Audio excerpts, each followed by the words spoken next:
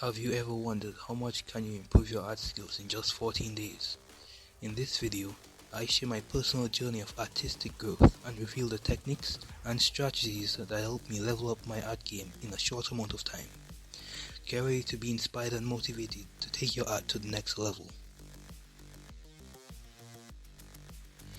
You see, this is the first drawing I did using a tutorial back in 2022. After that initial attempt, I tried again and realized, damn, I'm pretty good at this. However, the following months, I completely forgot about drawing due to school-related matters. Then one day, while chatting with my friends, I don't remember how the conversation got there, but they suggested I learn to draw and come back with an anime baddie, and I was like, bet. And that's how my art journey started, transitioning from traditional to digital. I never stopped drawing because I discovered I actually enjoyed it. I remained fairly consistent until I created my best piece during the summer of 2023. To this day, I still consider it my masterpiece.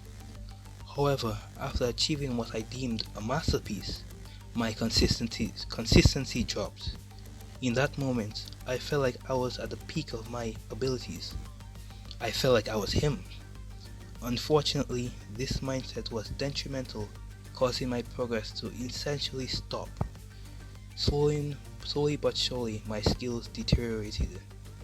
But that ends now, because after this point, it's only up from here. I decided to embark on a 14-day art journey, focusing on honing 3 essential skills: form/construction, perspective, and gesture drawing. I chose these 3 skills because they form the basic fundamentals of drawing. In my previous consistent drawing phase, I didn't really practice these skills as I was just drawing for fun and wasn't aware of their importance. Upon closer inspection of my previous drawings, you can notice that the proportions were off, the perspective was inconsistent, and there was a lack of line depth, variety, especially because I was using a mouse for digital drawing without a tablet. Now, my goal is to see improvement in these skills by dedicating time to properly practice these fundamentals. I hope that by adding structure to my art, my drawings will surpass, or at least match, the quality of my best work. From the start, I was faced with difficulty as I had to get accustomed to drawing regular shapes and also showing their volumes. This is called volume perception. And I'm not going to lie, I didn't think drawing good 3-dimensional squares was so challenging. Not only that, but making a 2D object look 3D was just a task in general. But I got there in the end. Next was volume deformation. This is where I took the 3D objects I learned to do earlier and then distort them while trying to keep the volume. And I low-key enjoyed doing this. This was really fun, stretching and manipulating the shapes in various ways. The final thing I did for form and construction is volume carving, which is basically cutting chunks and pieces out of shapes while keeping the volume, which I also enjoyed doing.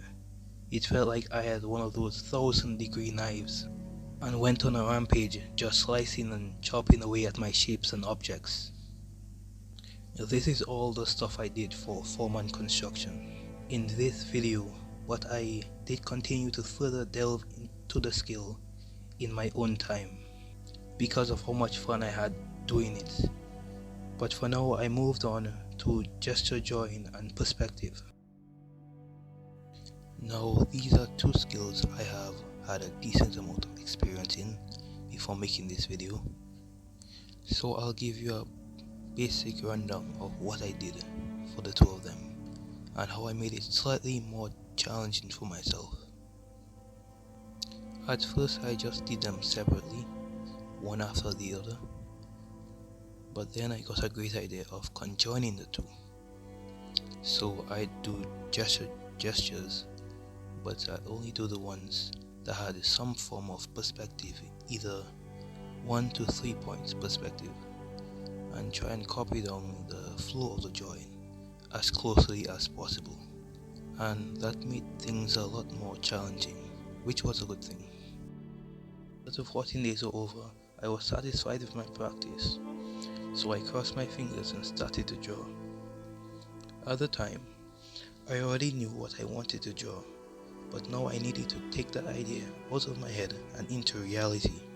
Before the 14 days, I was adamant about creating a post-apocalyptic character.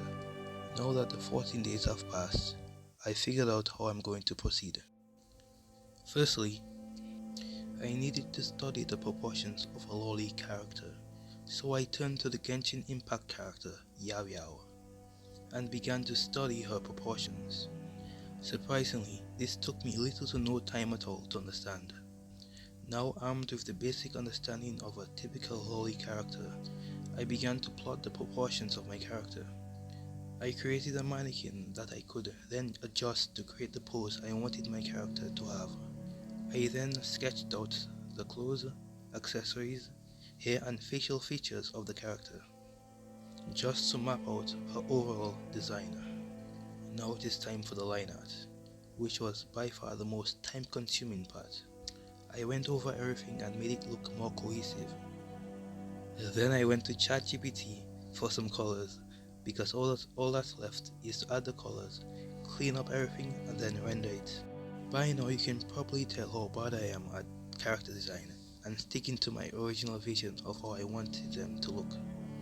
At first, don't even ask me what that thing on her head is, because I don't even know myself.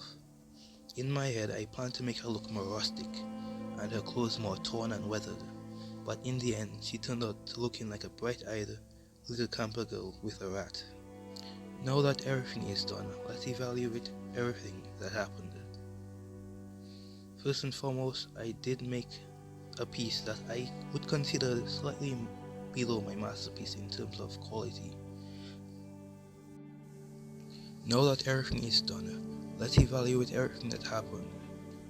First and foremost, I made a drawing that I would consider slightly below my masterpiece in terms of quality. So I achieved what I originally set out to do.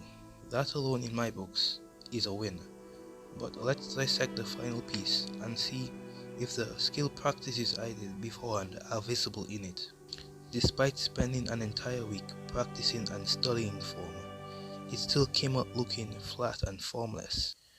That probably happened because I did not use perspective in the drawing, and the pose I used was pretty stiff and straight.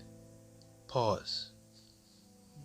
This happened because even though I knew how to make things look 3D, I did not know how to implement the knowledge I acquired into the drawing. This is why, although I now know more than I did back when I created my masterpiece, I couldn't implement it into my drawing.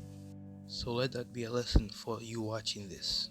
The knowledge you have means nothing if you don't know how to implement it in what you do. Don't say you watched this video to the end and didn't learn anything. Now, like and subscribe if you want to see more of what I do, because this is the end of the video.